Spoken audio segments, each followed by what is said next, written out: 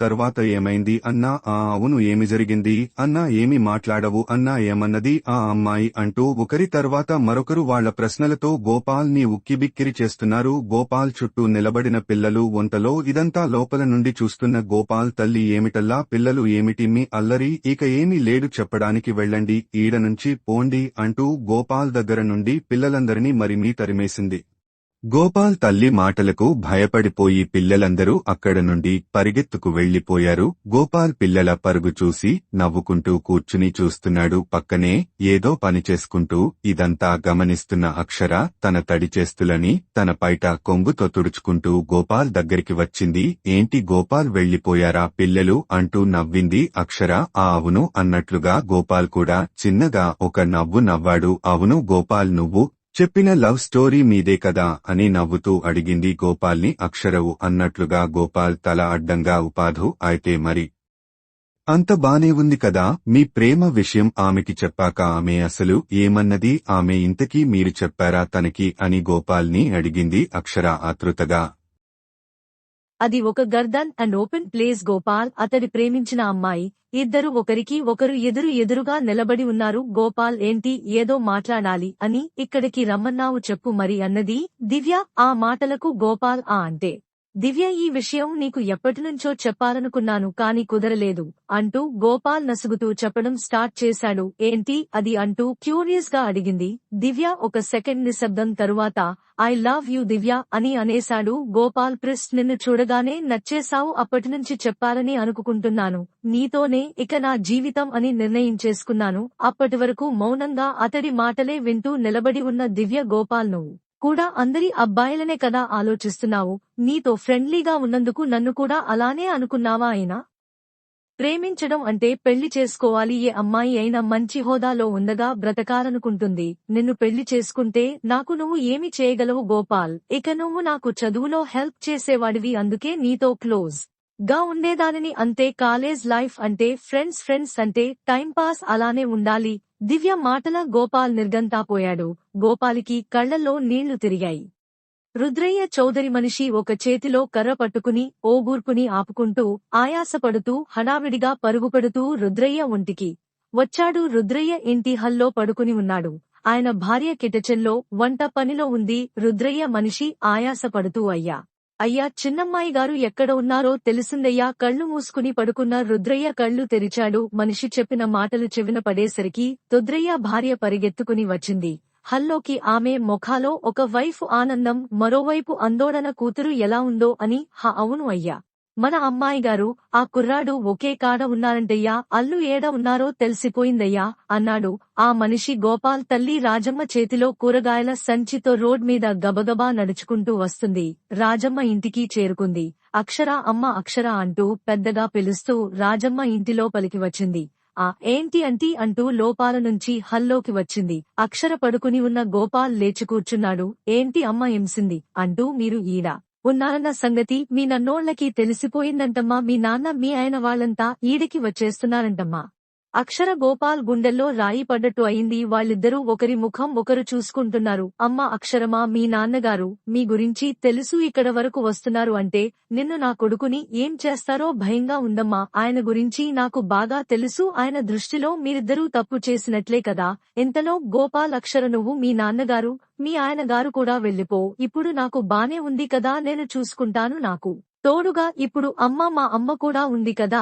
ఆ మాటలు విన్న అక్షర ఏమీ మాట్లాడకుండా మౌనంగా నిల్చుని ఉండిపోయింది. అవునమ్మా, మావాడు చెప్పేదే సరైన పని. ఇప్పటికే మాతో ఉండటం వల్ల నువ్వు మీ వాళ్లకి దూరమయ్యావు. నీ భర్త నీ బిడ్డ కూడా వస్తున్నారు అంట. వారితో ఏమేం గొడవ పడకుండా వాళ్లతో వెళ్ళిపో. అమ్మ ఎంతలో బయట ఏమో వాహనాలు ఆగినట్లు శబ్దం అయింది.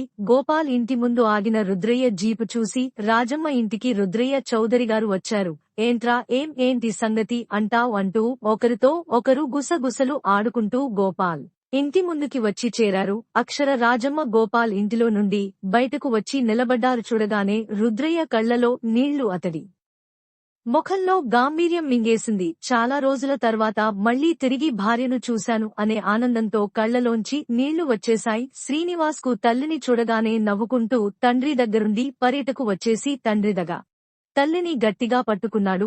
అక్షర కొడుకు అక్షర తద్వి రుద్రయ్య గుమస్తా అమ్మ అక్షరమా నువ్వు ఎలా మీ నాన్నగారు తెలియకుండా దూరంగా వచ్చేయడం ఏంటమ్మా మీ నాన్నగారు నీకోసం వెతకని రోజంటూ లేదు.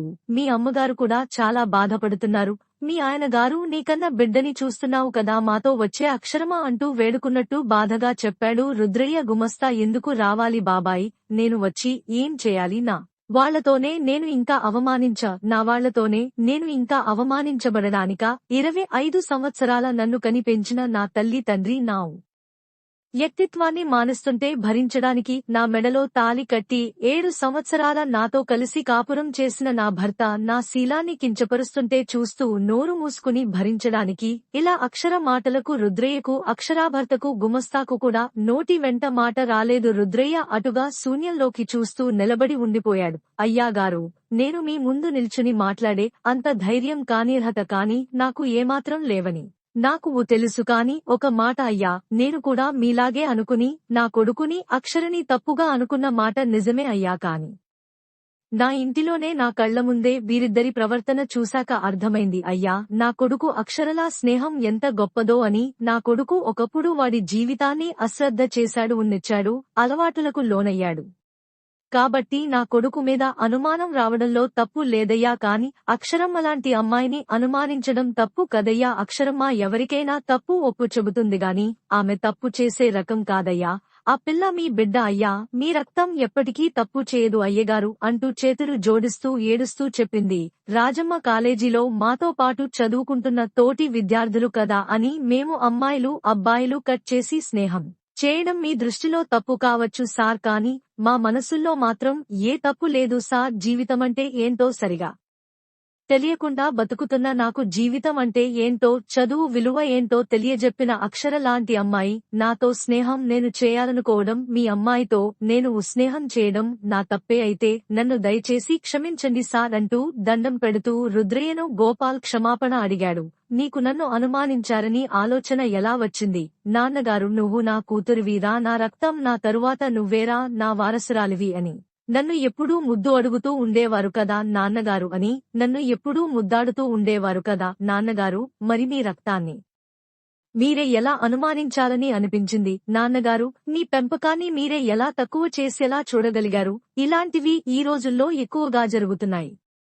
ఇది నిజం, కాని ఎవరో ఎక్కడో ఏదో చేశారని కదా నేను కూడా చేస్తానని చేశానేమో అని ఎలా నన్ను తప్పు పట్టగలిగారు నాన్నగారు? నన్ను నా వ్యక్తిత్వాన్ని అనుమానించే కదా మీరు ఇదంతా చేశారు. గోపాల్ ఈ పరిస్థితికి కారణం అయ్యారు. అక్షర మాట్లాడే ఈ మాటలకు రుద్రయ్య తన ముఖంలో బాధను ఏమాత్రం కనపడనీయకుండా ఆయన కోపాన్ని గాంభీర్యాన్ని ముఖంలో పులుముకుని అటుగా శూన్యంలో చూస్తూ అలానే నడబడిపోయి ఉన్నాడు. శ్రీనివాస్ ఏం మాట్లాడాలో కూడా అర్థం కాక అతడు తన భార్య విషయంలో చేసిన దానికి సిగ్గుపడుతూ బాధగా మౌనంగా నిలిచినే ఉన్నాడు. అక్షర మోకాల్ మీద కూర్చుని ఆమెను కౌగిలించుకుని ఆవి పక్కనే నిలుచునున్న ఆమె కొడుకుని ముద్దు చేస్తూ కన్నీటిని తుడుచుకుంటూ రంగమ్మదొకసారి క్షమించండి నాన్నగారు, నేనిప్పుడు మీతో గాని నా భర్తతో గాని తిరిగి రాలేను. ప్రత్యక్షంగానే పరోక్షంగానో నా వల్లన్న గోపాల్ కి అతడి కుటుంబాన్ని నష్టం జరిగింది. తిరిగి గోపాల్ కోలుకునే వరకు మళ్లీ వాళ్లకి ఏదొక ఆదాయం సామకూరు వరకు నేను ఇక్కడే వీళ్లతోనే